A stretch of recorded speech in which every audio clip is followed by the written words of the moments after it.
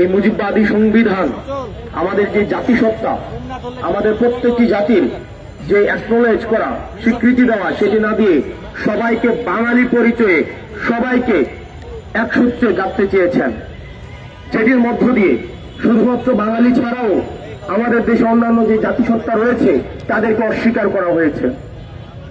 প্রিয় সহযোদ্ধা, আপনারা আজকে দেখেছেন, আজকে বাঙালি বাঙালি, তুমি কে আমি কে, বাঙালি বাঙালি, আমরা এই স্লোগানকে 5ই আগস্ট আমরা স্থায়ীভাবে প্রত্যাখ্যান করেছি।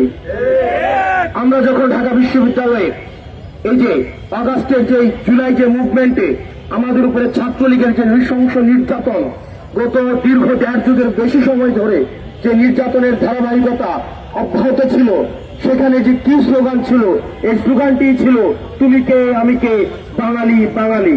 কিন্তু এই জুলাই অভ্যুত্থানে এসে প্রত্যেকটা মানুষ, এই বাংলাদেশি ভূখণ্ডে যারা বাস করে, প্রত্যেকটা মানুষ এই স্লোগানকে তারা প্রত্যাহার করেছে।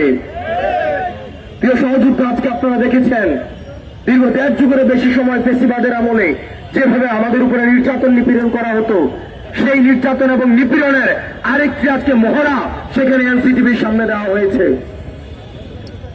আমাদের বোন শ্রেষ্ঠ আজকে হসপিটালে কাতরাচ্ছে। আমরা আইন শৃঙ্খলা রক্ষাকারী বাহিনী যারা রয়েছে, আমরা তাদের দায়িত্ব অবহেলার আমরা নিন্দা জানাই।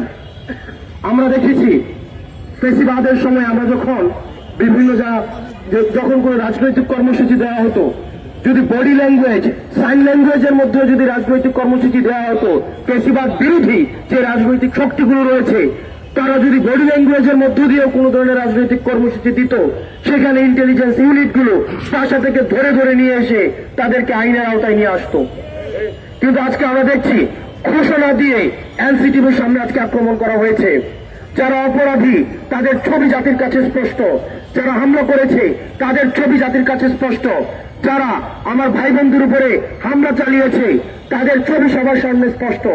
কিন্তু আমরা দেখছি তাদেরকে কোনোভাবে সেলফ এক্সিট দেওয়ার জন্য ট্যাগিং ব্লেমিং গেম শুরু হয়েছে, যেটি আমাদের গত 1.5 যুগের ফ্যাসিবাদী যে কাঠামো রয়েছে, এই কাঠামো রয়েছে সাইক্লিক্যাল যে চর্চাটি অব্যাহত রয়েছে।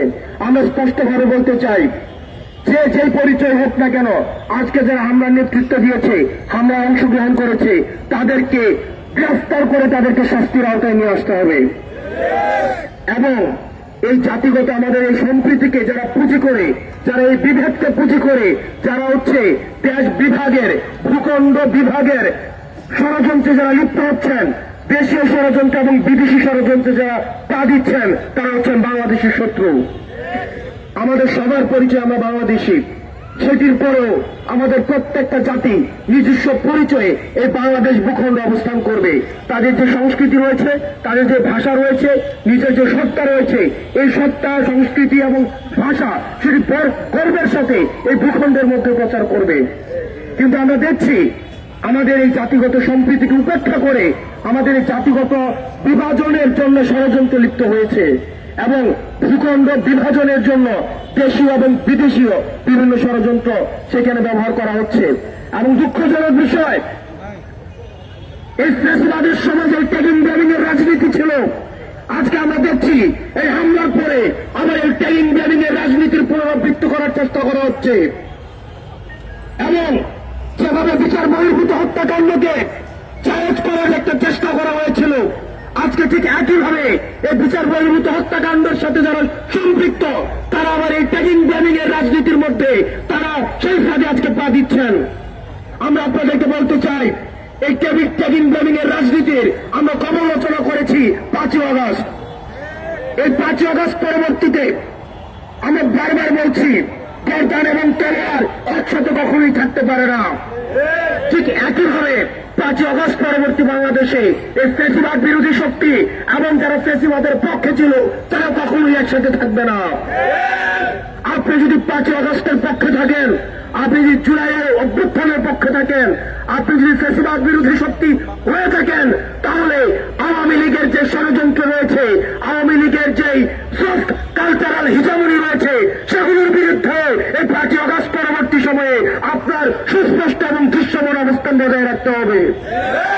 কিন্তু অত্যন্ত পরিতাপের বিষয়, 5ই আগস্ট পরবর্তী সময়ে আমরা দেখছি আওয়ামী লীগের যে কালচারাল হিজামনি, সেই হিজামনিকে আবার টিকে আনার জন্য, সেটাকে আবার রিইনস্টল করার জন্য আমাদের দেশের কালচারাল একটা হিজামনি, যারা মানুষকে ট্যাগিং এবং ব্লেডিং এর মধ্য দিয়ে এই শাসন এবং শোষণকে, যারা হচ্ছে এই গত 15-16 বছরের যারা হচ্ছে এই আওয়ামী লীগের অপশাসনকে যারা নির্ভরতা দিয়েছে, তারা আবার সক্রিয় হচ্ছে।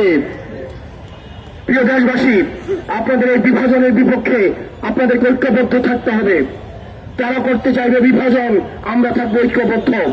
পাহাড়ের যে ভাই বোনরা রয়েছেন, পাহাড়ের যে জাতিগোষ্ঠী ভাইরা রয়েছেন, আপনাদের প্রতি আহ্বান থাকবে, এই বিদেশি যে পৃষ্ঠপোষকতার যে ষড়যন্ত্র, সেগুলোর ফাঁদে আপনারা পা দিবেন না।